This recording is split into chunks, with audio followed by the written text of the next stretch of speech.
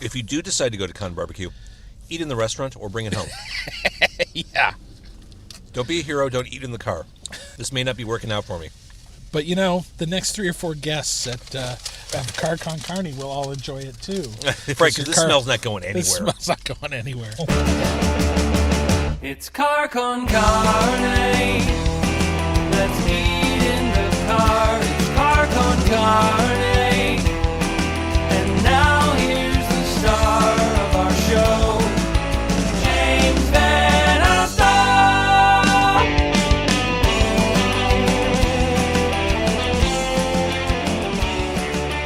And it is the world's only food podcast recorded in a car. That car is a filthy Mazda 3. I've been driving around Chicago in the wintertime. It's just caked in just salt and snow and dirt.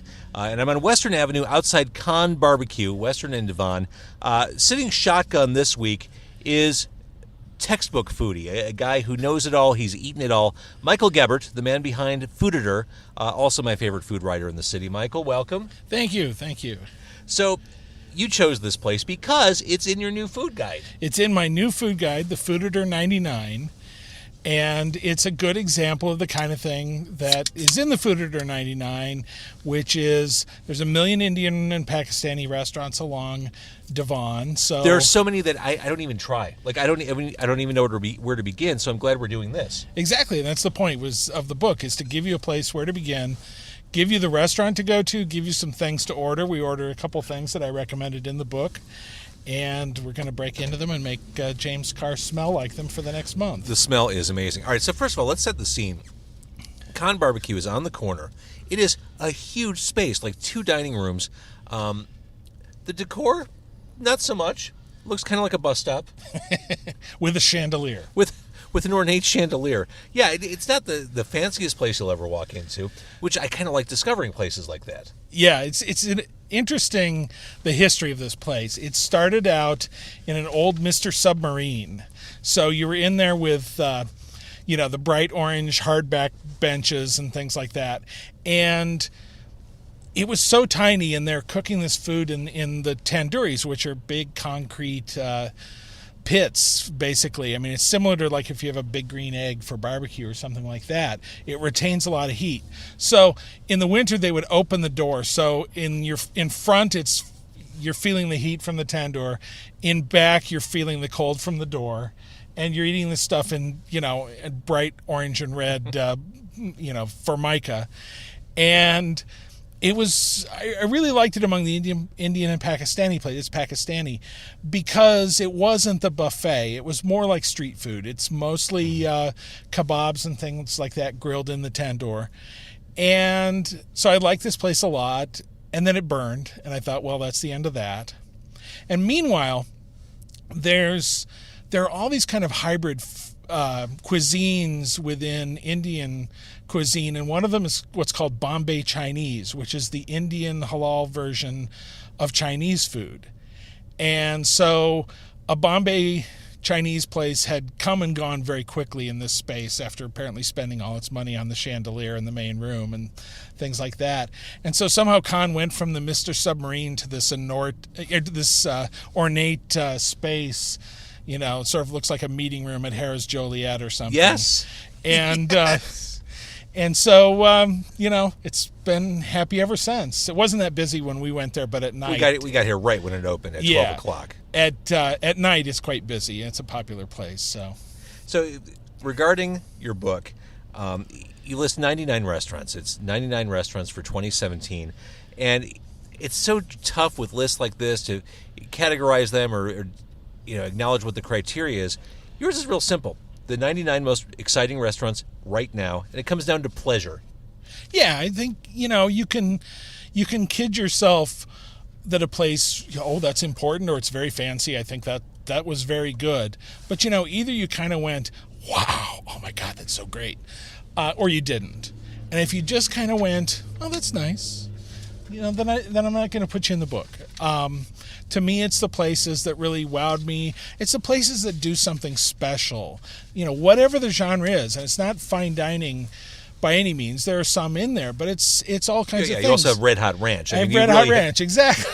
It is the whole scope of Chicago dining, but just the places that are better than the other ones. I mean, when there's 4 Mexican restaurants on a street and one of them is packed and the other 3 aren't, go to that place. And that's basically the point of the book. You know, they're doing something that the others aren't, and that's the special place. So you want to go there. All right, let's bust open the food, and we'll talk more about the book. So these are things you recommended in the book. And Yeah. one's a chicken dish and one's a goat dish. Yeah, so let's open this and see which one this is. It is green. So this is green, believe it or not, is chicken. It's called chicken boti, and it's hunks of chicken that are threaded onto a skewer, and they go in the tandoor. And they've been coated in, I'm not sure how you say it, if it's raita or raita. It's R-A-I-T-A. But it's like a basic sauce in Indian and Pakistani food. You know, James was asking inside the restaurant, asking the guy, "What's the sauce?" And he's just going, "It's sauce. Good. It's good. It's sauce. It's just sauce."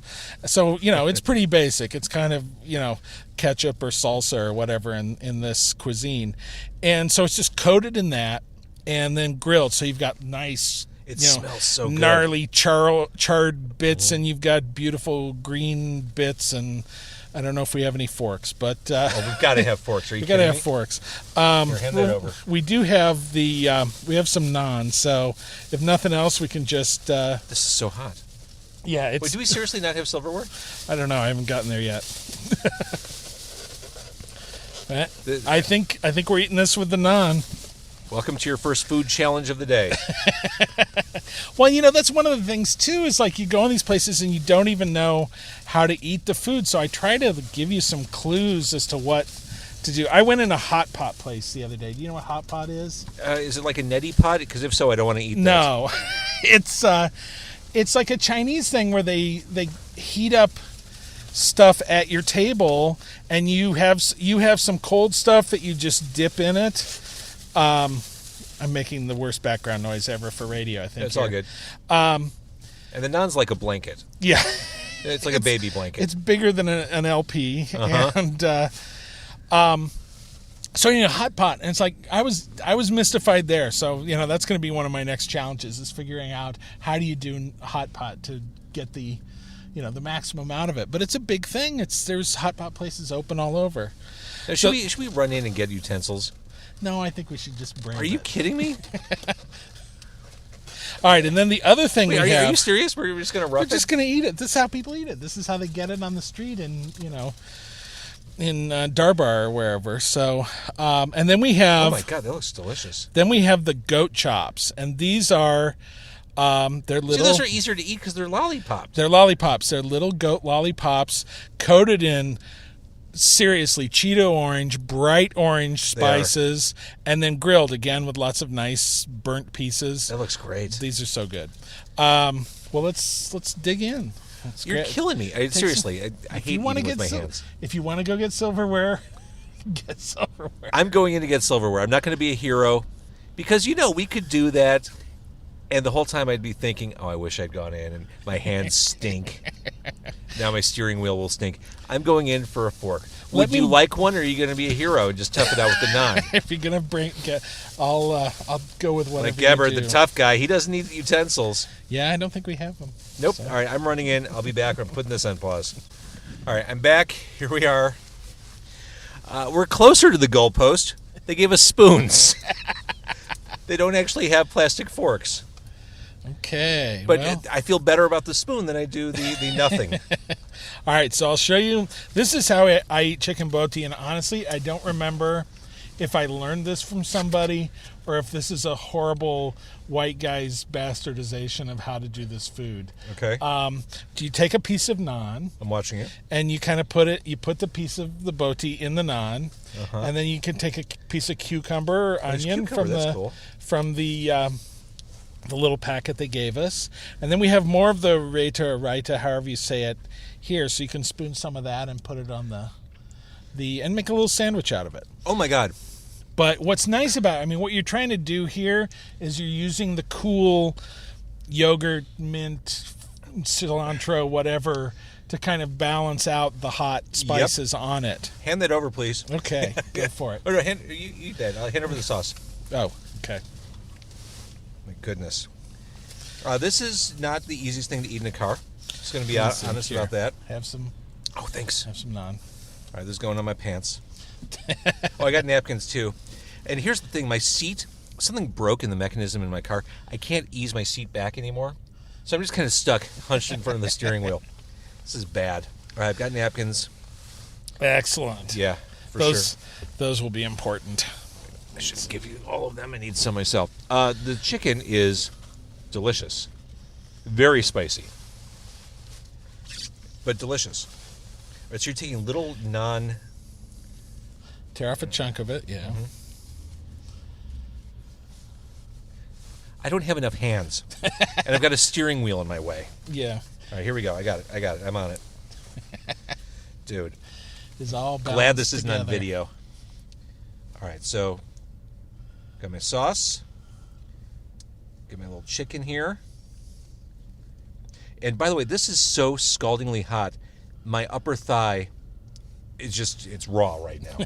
This is burning through my pants. Okay, I've got it. I'll take a cucumber too. Okay. Here we go. Oh, you want some chicken, or are you going to do the lamb? I'm going to get some chicken here in a moment. Oh, it's already dripping. Hang on. There went the cucumber. Mm-hmm. No. Yeah, jeez, that's hot. Mm-hmm. We're not even talking spice yet. We're just talking about Like the intensely, temperature. Oh, boy. But it's nice with the combination of the hot and cold and Mm-hmm. the mint to kind of break the spiciness. Delicious. And I bet if you're eating this at a table, like a civilized human. yeah, right, like an adult, I bet it would be really great. Oh, Mike, that is something. Those spices are fantastic. Yeah. I mean, this is literally top 3 dishes in Chicago for me. Chicken You boti said that and when we Khan. walked in, and it sounded... Hyperbole. Yes, very much. Yeah. When I'm executed, I plan to try and negotiate Oh, my with goodness. the FBI for chicken boti before I go. Oh, my goodness. Sorry, I need an untainted spoon since we're Right. sharing this here. Yeah, see, real foodies have given up on sanitation long Yeah, before. for sure. Ooh, I got a big one there. Just gonna... I'm going to make this into a much bigger sandwich. Because in the car, that's about the best I can do. Yeah. Thank you. All right, this is good. This is good. I would come back for this. It's just... So what kind of spices go into this? Indian food confounds me. Yeah, I honestly don't know. I mean, I know the raita is like coriander or cilantro. He said mint, and it's, a yogurt base, fairly runny yogurt.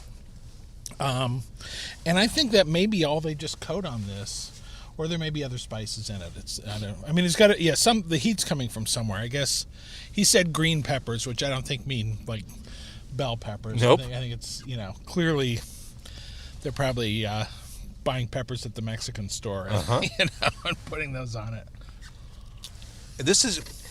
At first I thought the prices were a bit rough. The chicken tandoori thing is like $14. The chicken dish we're eating is probably around the same price. This is a lot of food. It's a lot of food, yeah. This is... It doesn't even look like it because they pack it into these little containers, but this is a ton of food. Right, and they've got other things. I usually get like a vegetable side dish, like aloo gobi or something. It could be chickpeas or spinach and cheese or something Right. like that. But that's just kind of to spell you in between bites of chicken boti. Holy crud. And they have different kind of naan, too. Like a garlic naan and a butter naan. Oh, man. So back to your book. I was saying this. It's so hard to find places to go. When you have the desire to try something new, you want to get out. If you go down the Yelp rabbit hole, you're never going to be rewarded for that. Right, because everyone is going to say their favorite place is the best place on earth. And I find Yelp useful if you're looking for information. Like if I'm looking for kind of old school pizza places, it's not interesting to me that you say, this is the best place, I've been going here since I was 3. Well, you think it's the best place because you've been going there since Right. you were 3. What's interesting to me is, Joe's still doing it the same way he's been doing it since 1959. He's still rolls out the dough himself and grinds his own sausage. Then I'm starting to learn something that tells me that's a pizza place worth checking out. Got it. Because it's not just another, Domino's imitation. It's a place that is serious about its own way of doing things. But yeah, we're lucky in Chicago that there's so many choices that they're overwhelming. And for me, it was just interesting to find a way to break it down for people. Here's a few of these. Here's a few of that. Give them so many different choices in so many different areas. And, part of it, too, is sending them to different parts of the city. I love Devon, but there's no question it's overwhelming. And, people come up here and they eat it, they would eat at Indian Garden because there was one of those downtown and they'd heard of it. Right. And just getting people to explore past the safest choice, which is hard because you don't know what you're going to find. Once in a while I go in a place and I just crap out. There's just there's kind of no way into this place for someone who's not from this culture already. But a lot of times, if a little information, if they see you trying to make the effort at all or knowing what you should be having in this place, they'll be excited about helping you. Let's talk about, oh my God, spice is really catching up to me. Back of my head is starting to sweat. Got little beads of it above my lip. And my mouth is tingling right now. But that is a really good kind of spice. Oh, man. Yeah, I love... Indian food is just so multidimensional. Uh-huh. That's it. That's a good way to say it. It's because you're a food writer. Right. It's not just, here, we're going to burn the roof of your mouth off. Well, let's talk about some of the diversity of restaurants in your book. Blackbird. Never been. That whole stretch of Randolph Street... I find it overwhelming. I always assume I don't have enough money to eat at those places. Blackbird has a great deal. It's one of the reasons this is why I bring it up. Yeah. This is exactly why I like your book. You mentioned one of the best deals in town, $25 lunch. Yeah, it's 3 courses. So you get like something to start, a main course, and a dessert. And it's like, okay, maybe you'll want to go have a cheeseburger after. I'm not saying it's huge. But the level of artistry, to me, is very accessible, and that was a big part of it to me. I didn't want to recommend... there's no point in me putting, a linea in there, which is $400 to go to. First of all, if you're interested in that, you've already heard of a linea. It's in every other guidebook. That's it. That's exactly right. So, you don't need to hear from me. And so I tried to... Even in the high end, I tried to identify the places that were just interesting to me, that were sincere about their craft, accessible to people, and where you'd have a good time and find it interesting. Arbor. I was just at Arbor this morning. I go there regularly for breakfast. Well, that's what you're talking about with my laptop. Here. It's on the second floor of an office building. Well, you see, it's hidden. It's hidden. It is. There's very little sign of it from the outside. It's this LEED certified. So unless you work in the building, high tech, and that's what it was for originally. Was created so the people there would have somewhere to eat, but the guys there they're very experimental about stuff. They do interesting things. They grow stuff out back. They do a tasting menu kind of thing where they quiz you beforehand about what you like, so they sort of, tailor it to what you want. It's just, talk about a place that's trying harder. They really do a good job with that. A place I'd wanted to go to for a while, never made the trip, because it's right in the middle of downtown. It's right off Michigan Avenue. Purple Pig. Pardon me a second. Jimmy Bennis Jr. The name, it has the name, but there's something about just making an effort to eat on Michigan Avenue. Right, and you have to go. You're going to wait a half hour there, but they're really good about turning it over quickly. But I just think, it's a good example of how sort of high end food in Chicago is still it's not only accessible, but it's down to earth. It's basically comes out of the Italian and Greek food that he and his father, who owns Heaven on 7, grew up with and cooked and all of that. And it's not about making it into a weird shape on the plate. It's about it just being really delicious, and it's the closest thing to a seaside restaurant in Italy or something like that you find in the city. So speaking of Cajun food, I do like Heaven on 7.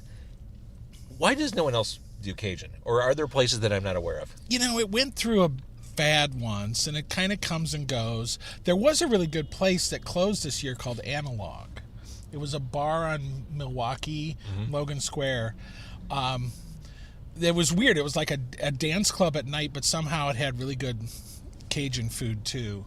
I love a good gumbo. I love jambalaya. And there's a new place that just opened. What's the name? It's like Fifili or something like that. I can't even remember the name. Just opened. I haven't tried it yet. So, all right. Yes, there are restaurants I haven't been to. I admit it. Well, you've been to so many. There's Khan B.B.Q, number 20 on your list, and we're eating what you recommend. The chicken boti and the goat chicken champ. boti. Yeah, we haven't broken into the goat yet. I've never had goat before. True story. Goat is good. Goat is good meat. Honey One Barbecue. I know you're an advocate of that place. Yes. You'll follow them anywhere. I've only been a couple times now that they're way on the south side, but tips and links. Who's your mama? Who's your mama pie? And that's a good example. I mean, it's, guidebooks I feel are very arbitrary about we want places that serve dinner. That's the standard, and everything else is a kind of side thing. Sometimes you just want pie. You just want pie, and if it's great pie, why shouldn't it be on the same list and in comparison to fancy dinner places or whatever else? So, I've been to the Evanston pie. one a couple times, and there's nothing more decadent and awesome than after a meal out, going for pie and coffee. Yeah. Just a big slice of awesome pie. And this wasn't that great a pie city until fairly recently, and now we kind of have a few pie places finally. Yeah. But she really kicked it off. So you have a couple Mexican places. How the do you hell? narrow those? How do you choose a Mexican place? How do you exactly know? my question? How? Some of it, I mean, is just going and trying places over and over. Trying up and down the street and just seeing what you find. I have some tricks about knowing how to spot if somebody specializes in something from an area. By the way, I'm totally using my hands now. Yeah. All bets gave are up on that. It's to me, it's always a good sign if it says fines a semana or tortillas heche a mano, because one of them is stuff. There's special foods on the weekend, which is a Mexican tradition. And the other one is that the tortillas are made in-house. They get fresh masa and grill the tortillas in-house. Not that it's bad to not do that, but both of those things are the kind of signs just somebody's trying a little harder. They're a little more authentic. The fact that it's in Spanish, they're not talking to you. Right. So you know that they're trying to appeal to Mexicans in Chicago. Here's going to be food like home. I'm reaching for more napkins, by the way. Do you have enough? I'm fine. I'm just not touching anything. Excuse me? All right, should we break into the... Let's try the goat. Goat here. So, these are cool looking. They're like little lamb chops, except they are like flaming neon orange. They really are. Oh, thank you. You're handing one over. It is literally flaming neon orange. This is not something found in nature. Yeah. Lots of... I'm assuming there's a lot of turmeric in that. That would be the yellow part of the orange. I keep bumping there. Goat chop versus microphone. That's really good. Very tender. Wow, that's not at all what I was expecting. That's really good. Right, I think it has a reputation as a tough meat, and I think that's people confusing it with mutton. Could be. Of course, one of the things, and it's in the book, is that's a big goat dish in Chicago is birria, which doesn't have to be goat, but it's often goat. And it's basically roast, so you just roast it until it falls apart like anything else that you braise for a long time, like pulled pork or something. This is quite good. Yeah. And again, spicy. I'm going to wrap this up in paper so I can throw it away. I know. I was just thinking, what are we going to do with the bones from this? The logistics of eating in a car. Yeah. Always a challenge. But if I can eat a 20-inch pizza in here, anything is possible. All right, so I mentioned Red Hot Ranch. This is a hot dog town. You zeroed in on Red Hot Ranch for the burger. Yeah. Well, I mean, I find it very hard to judge differences between hot dogs. I mean, there's certain things. It's like once you get to the level, You're serving a Vienna beef dog that has a natural casing, and you're not overcooking it, because sometimes they just leave them in the water forever. But, it's been in the water an appropriate amount of time, and now you're doing the classic Chicago things on that. The 20 places that do that right are pretty much the same to me. And you know who they are. And you know who they are, yeah. And to me, I never did like a top 10 hot dog list for Thrillist when I was doing all those lists. I did what's the best hot dog in various neighborhoods. Because to me, there's just a plateau. I agree. That you hit. The burger was more interesting to me at Red Hot Ranch because it's very much like the In-N-Out burger. And you always have foodies going, oh, if only In-N-Out would move to Chicago. I kind of like that regional things are still regional. Yep. I'd like to think that there are people in Los Angeles going, oh, if only Culver's would move to Los Angeles. I got to say, I did have a Culver's burger last weekend, and it was kind of amazing. Culver's are great. It's one of those things. It's the same with In-N-Out. It's not that I'm going to go drive a million miles to go eat at Culver's. But if I'm already out in the middle of nowhere and now it's time to feed my kids, I'm very happy to see Culver's over there. I was in Harvard, Illinois on my way back, and there it was. There was custard, there was a Butterburger, and a side of cheese curds, and that was good. It's as good as it's going to get. I'm telling you. The Budlong, I think we mutually agree that Jared Leonard is doing fine stuff with hot chicken. As long as we're talking flaming hot foods. Yes. Chicken, absolutely. As my nose is running from eating this. No. Jared, the long saga of getting the Budlong up and running. Yeah, which he still hasn't opened the main restaurant. He's now had 3 satellite operations, and the main restaurant is still waiting. On Western Avenue. But it's great. And he's a guy, talking about going the extra mile. A bunch of people did the Nashville hot chicken thing all at once. And they pretty much just dumped a bunch of hot sauce on chicken. Right. Well, that's fine if it's good fried chicken. Jared is a student of hot chicken, if there is such a thing. He's a mad scientist of it. He was, he made multiple trips to Nashville. And they tried all these different ways, and he's worked out scientifically exactly, when you add it and how you mix it, all the permutations of it to get it just exactly right. And that shows. And he did it. Yeah. Yeah, it's amazing. Manny's, it was funny. I was having a conversation with someone recently about what's the best deli to go to, and a lot of people will stick up for 11th City Diner. Manny's is still the one. 11th City Diner I've had great meals at, but it's everything with Manny's. It's the atmosphere, it's the history. Manny's, yeah, and to me that's a big part of it. I love, obviously I love eating and going out and all that, but a big part of it is that it's culture. It is people bringing you their food. And I've been going there since I was a kid, like with my grandparents. A place like Manny's has so much history in it. And it's, to me, and it's still this, this sort of meeting place of the city where you've got like city workers and tourists and guys in, blue suits from a law firm and aldermen and everything, all sitting at different, tables and eating the same stuff and happy about it. It's a wonderful, quintessential Chicago place. I didn't necessarily put a lot of classics in the book. There's no Italian beef place in there. Mm-hmm. Nothing against Italian beef. I've written, about 12,000 articles about it, but it is easy to find. Search best Italian beef. You'll find all my articles. You'll find Steve Dolinsky's article. There's plenty of that out there. And so I didn't necessarily feel I had to touch off on a lot of those classics, but Manny's, you couldn't leave out. Also on the list, the Duck Inn. Yeah, and that's Kevin Hickey's kind of an amazing guy. An awesome guy. He and it's just a great life story too. He, he's worked for the high-end hotel chains. He had a Michelin star when he was at the Four Seasons. I'm going to reach over you as you're talking. I need more chicken. Sure, more chicken. Go for it. How am I going to do this, Mike? Just grab it. Okay. Yep. We're in a, etiquette-free zone. Mm-hmm. So he's cooked all over the world. He's cooked in these fancy hotels. He literally comes back to the street he grew up on Bridgeport. This place, it used to be the bar where he'd run down and buy his dad a pack of cigarettes when he was a kid. I love that. And opens a restaurant in it and names it for a restaurant that his grandmother had, the Duck Inn. has, the menu has something she served, which is basically a patty melt, but the menu called it a hamburger sandwich. So his menu says hamburger sandwich. I love that. For those of you who don't know what a hamburger is. And, it's living history. It's very modern food. They have, great cocktail bars and all that, but it is steeped in Chicago history and culture. And he's a guy, you talk to him and he's like, oh yeah, we'd always go after, 4 a.m. after our shift, we'd go to Riccobini's and get a breaded steak sandwich. I love it.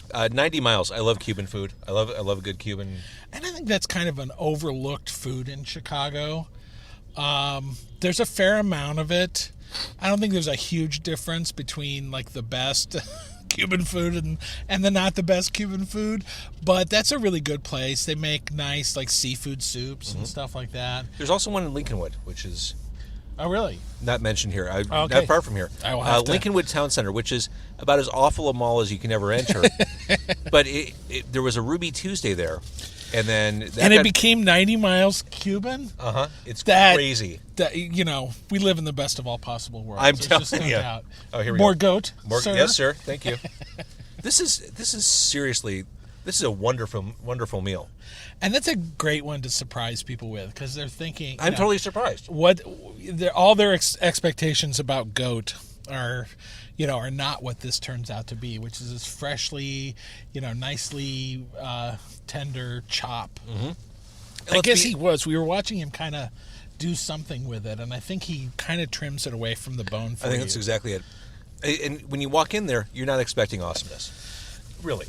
Yeah, it's just kind of a big plain place with a chandelier. Right.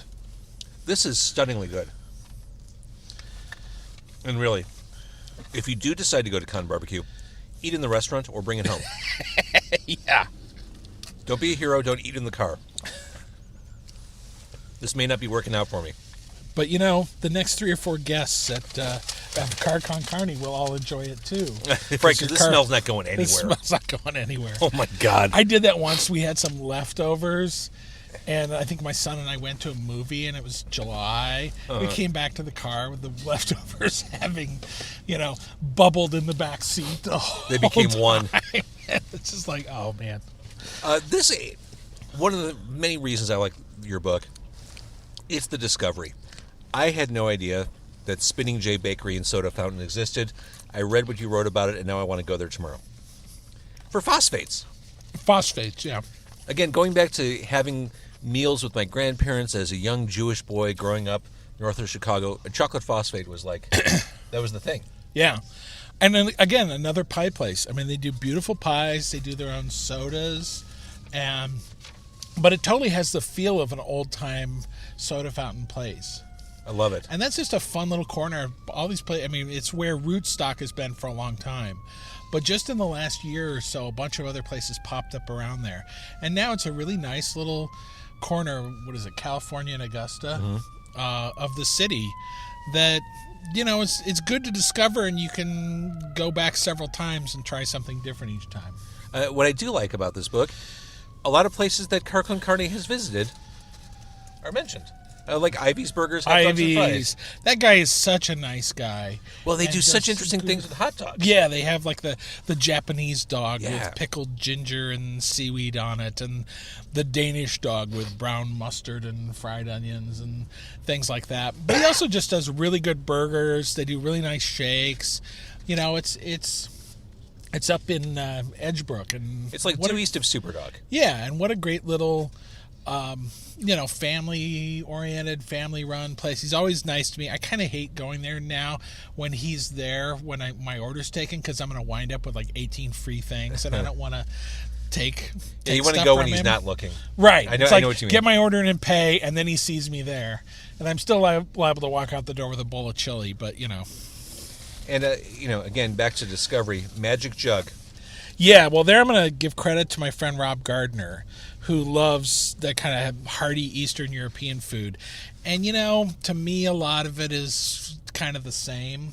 But Magic Jug is a really nice place. It's Ukrainian, that kind of hearty winter food. I highly recommend it in the next couple of months. It sounds great. And it's totally Northwest. Yeah, way west. 6300 West Irving. Right. So you break everything down by neighborhood at the back of the book. Cuisines, locations, it's all itemized. And I see certain things like farm to table. A couple years ago, that was a trend, but that's not going anywhere, is it? I mean, everybody in the high-end restaurant business claims it at this point. I cited places that I know they have serious connections to farmers. I mean, the really striking one is a place called Smith and the Loyalist, which is a new high-end restaurant, 2 restaurants actually. But they're allied with this farm down in Bourbonnais.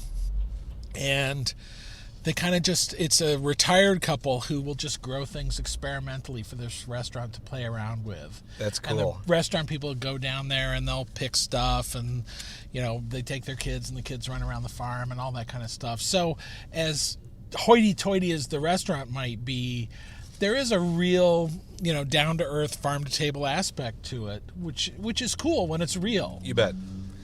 Nepalese food. Yeah. That's a cuisine I perhaps have not tried before. There is occasionally the Indian restaurant that is secretly Nepalese. Sort of like if you want to find... Secretly Nepalese is playing Lincoln Hall this week. Yeah. I know. Great band names come out of a lot of food talk, I think. But sort of like if you want a Guatemalan restaurant, look for the words Mexican food. Because there's no commercial advantage in saying Guatemalan food. True enough. So, but anyway, so Nepalese, it's these people who are tea importers that opened this little cafe that makes fantastic chai, which is a Indian tea and milk drink, and little baked pies, meat pies, and things like that. And that's just an example of the kind of thing. It's like there wouldn't have been a Nepalese category if that place didn't exist, but they exist. So so it's worth checking out. So if people want to get their hands on this book, and what a great resource. I mean, and the way you have it formatted, it's perfect just to slip in the side of your car door as a handy reference tool. Yeah, that's one of the reasons I did it as a book, is I thought it would be good to just make it easy. Reaching for more chicken. More chicken, not go being for forward it. with you. It'd just be good to have it be very portable. There is a Kindle version, but, books are easy. Books are cheap. No one's going to steal your book out of the car. Mm-hmm. Smash your window to get the book. So yeah, it's available at Amazon and available at the Kindle for the Kindle at Amazon. It's also at Barnes and Noble. Not in any bookstores yet, but I'm going to work on that. Try and get some Chicago bookstores to carry it.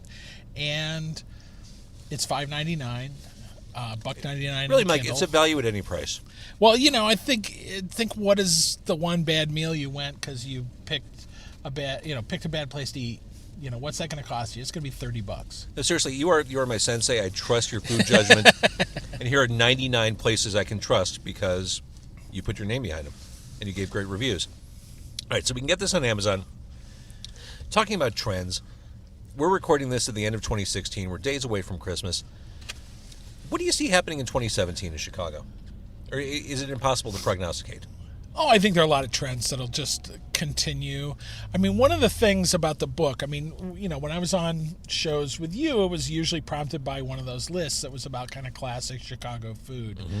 And what I really found, didn't start out as a theme of the restaurants I picked for the book, but I definitely observed it as I got going was, no one's really opening new Italian beef places very often. Maybe they're opening them in Tinley Park, but they're not really opening them in Chicago. Wait, how have you not had anything to drink yet? I don't know. How is that even possible? I burned all my taste buds off long ago. So it's, it's easy to find that information. It's not what's happening new. What I see really happening all over the city is kind of this globalized cuisine where it's either authentic from an area like this is, mm-hmm. or it's people who, they're just used to the idea of making all these things at once. There's a coffee house on Division called it's on North, called Americano 2211, and they do great Italian coffee. And then they have some Middle Eastern dishes, and then they have really French ham sandwiches, and then they have cookies and ice cream that's sort of Italian too. And it's what nationality is that? And the answer is all of the above. Right. It's just, it's people in the restaurant industry making what they like. And I think that's what we're seeing so much of at every level is people don't open a thing. They open whatever is a combination of what they like. And a lot of times there's Asian influences on that. There's Mexican influences on that. And I think that's mostly good. I mean, sometimes you get the places that kind of do it badly. I mean, it's sort of like the hippie cafe in the college town that is mostly black bean burritos, but then suddenly there's like nasi goreng on the menu because the chef had that once and wants to make it, and he doesn't do a very good job with it unless he actually is Indonesian or something. So, I mean, sometimes places botch it, but mostly the quality of these things is pretty high. So, and I think that's just what we see now is that kind of globalized approach, a little bit of everything. And it's great. I mean, to me, it's what's part of living here. Makes up for all the other horrible things about living here. For real. Well, this meal makes up for a lot of it, too. I mean, we're here in December. It's cold outside, but wow, this food is great. And would have never known this place existed if not for you. And if I hadn't known you, I would have found out about it in your book. But it's great stuff. So Amazon is where we can get it. You are a resource. You are a food treasure here in Chicago. And thanks for leading me down this path. Thank you for talking long enough for me to swallow that bite. It's an art. Well, my pleasure.